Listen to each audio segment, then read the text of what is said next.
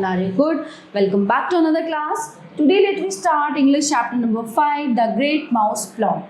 My 4 friends and I had come across a loose floor board at the back of the classroom, and when we prized it up with the blade of a pocket knife, we discovered a big hollow space underneath. This, we decided, would be our secret hiding place for sweets and other small treasures such as conkers and monkey nuts and birds' eggs. Every afternoon when the last lesson was over, the 5 of us would wait until the classroom had emptied, then we would lift up the floor board and examine our secret hoard, perhaps adding to it or taking something away. One day when we lifted it up, we found a dead mouse lying among our treasures. It was an exciting discovery.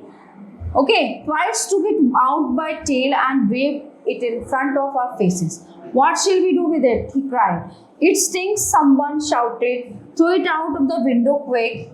Hold on a tick, I said. Don't throw it away. Okay, so twice hesitated. They all looked at me. When writing about oneself, one must strive to be truthful. Truth is more important than modesty.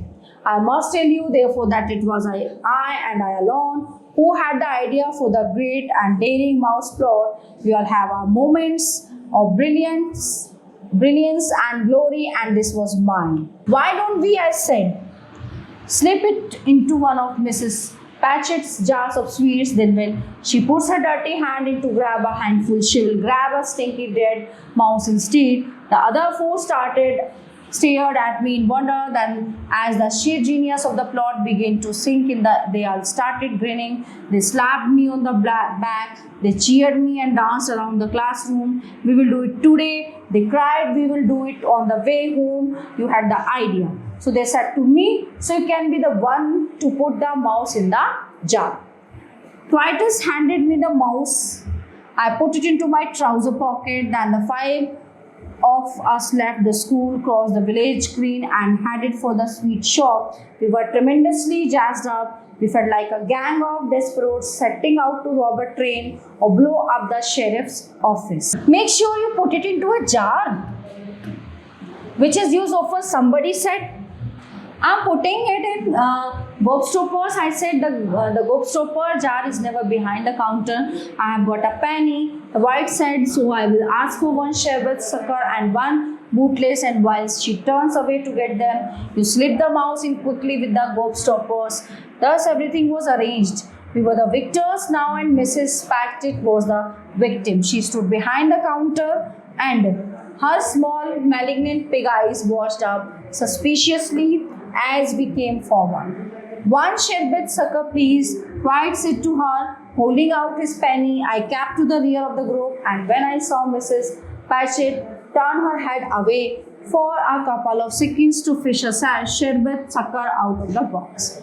So I lifted the heavy glass lid of the gobstopper jar and dropped the mouse in. Then I replaced the lid as silently as possible. So my heart was thumping like mad and my hands had gone all sweaty. And 1 bootlace, please, I heard White saying. When I turned round, I saw Mrs. Patchett holding out the bootlace in her filthy fingers. I don't want all the lot of you trooping, if only one of you is buying, she screamed at us. Now beat it, go on, get up. As soon as we were outside, we broke into a run. Did you do it? They shouted at me. Of course I did, I said. So well done you, they cried. What a super show. I felt like a hero. I was a hero. It was marvelous to be so popular. The next day our form master came into the classroom with a piece of paper in his hand. The following are to report to the headmaster's study at once. He said, Twice-Dell, and then he read out the other 3 names which I have forgotten. The 5 of us stood up and left the room. We didn't speak as we made our way down to long corridor into the headmaster's private quarters, where the reading study was situated, and Twice knocked on the door. Enter. We settled in The room smelled of leather and tobacco. Mr. Coombs was standing in the middle of it, dominating everything. A giant of a man, if ever there was one, and in his hands he had a long yellow cane which curved round the top like a walking stick.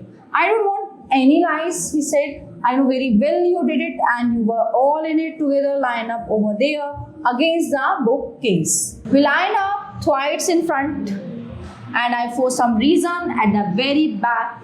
I was lost in the line, you Mr. Coombs said, pointing the can at Thwaites. Come over here. So Thwaites went forward very slowly. Bend over, Mr. Coombs said. Thwaites bent over. Our eyes were riveted on him. We were hypnotized by it all. We knew, of course, that boy got the can now and again, but we had never heard of anyone being made to watch. So tighter, boy, tighter. Mr. Coombs stepped out, touched the ground, twice touched the carpet with the tips of the finger. Mr. Coombs stood back and took up a firm stance with his leg well apart. I thought how small Thwaites' bottom looked and how very light it was. Mr. Coombs had his eyes focused squarely upon it. He raised the cane high above his shoulder, and as he brought it down, it made a loud swishing sound, and there was a crack like a pistol shot as it struck Thwaites' bottom. Little Thwaites seemed to lift about a foot into the air and yelled, "Oh!" मतलब वो बहुत जोर से चिल्लाया, and straightened up like elastic. Ada shrieked a voice from over in the corner. Now it was our turn to jump. We looked round, and there, sitting in one of Mr. Coombs' big leather armchairs, were the tiny, loathsome figures of Mr. Patchett. She was bounding up and down with excitement. Late into him, she was shrinking. Let him have it teach a lesson. I could hardly believe what I was seeing. It was like some awful pantomime. The violence was bad enough, and being made to watch it was even worse. But with Mr. Patchett in the audience, the whole thing became a nightmare. Thwaites received 4 strokes, and by gun, there were 4 whoopers. Next snapped Mr. Coombs.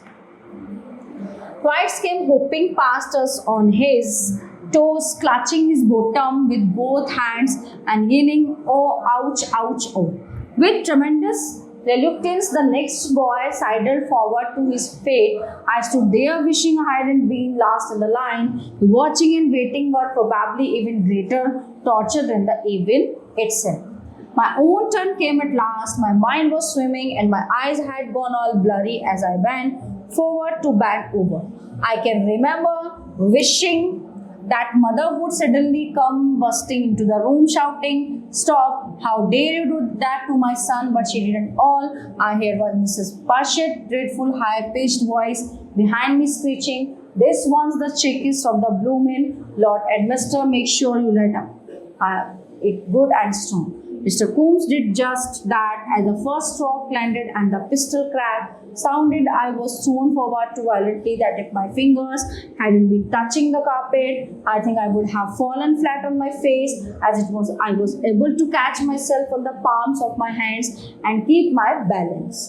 At first, I heard only the crack and felt absolutely nothing at all.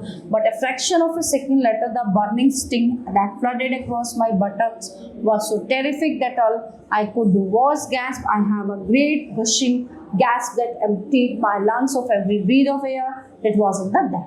It felt, I promise you, as though someone had laid a red-hot poker against my flesh and was pressing down on it hard. The second stroke was worse than the first, and this was probably because Mr. Coombs was well practiced and had a splendid aim. He was able, so it seemed, to land the second one almost exactly across the narrow line where the first one had stuck. It is bad enough when the cane lands on fresh skin, but when it comes down on bruised and wounded flesh, the agony is unbelievable. The third one seemed even worse than the second. Whether or not it was really Mr. Coombs had chalked the can beforehand and had thus made an aiming mark on my grey flannel shorts. After the first stroke, I do not know. I am inclined to doubt it because he must have known that this was a practice much frowned upon by headmasters in general in those days. It was not only regarded as unsupporting, it was also an admission that you were not an expert at the job. By the time the first stroke was delivered, my entire backside seemed to be going up in flames. Far away in the distance, I heard Mr. Combs' voice saying, "Now get out." As I limped across the study, clutching my buttocks, hard with both hands, a cackling sound came from the armchair over in the corner, and then I heard the wine-gary voice of Mr. Pratchett saying, "I'm much obliged to you." And master, very much obliged. I don't think I gone in to see any more sticking mice in my gobstoppers from now on. When I returned to the classroom, my eyes were wet with tears, and everybody stared at me. My bottom hurt when I sat down at my desk. That evening after supper, my three sisters had their bath before me. Then it was my turn, but as I was about to step into the bathtub, I heard a horrified gasp from my mother behind me. "What's this?" she gasped. "What's happened to you?" She was staring at my bottom. I myself had not inspected it upon them, but when I twisted my head around and took a look at one of my buttocks, I saw the scarlet strips and the deep blue bruising in between. "Who did this?" my mother cried. "Tell me at once." In the end, I had to tell her the whole story while my three sisters, aged 9, 6, and 4, stood around their nighties listening goggle-eyed. My mother heard me out in silence. She asked no questions. She just let me talk, and when I had finished, she said to her nurse, "You get them into bed. Nanny, I am going out." About an hour later, my mother returned and came upstairs to kiss us all good night. "I wish you hadn't done that," I said to her. "I won't allow it." "What do you say, Mama?" I said I would take you out of the school as soon as the school year is finished, for I don't like schools who treat children like this. So dear students, this chapter is in here. I hope you all are very well understand full chapters. So we will meet you in the next class. Thank you everyone.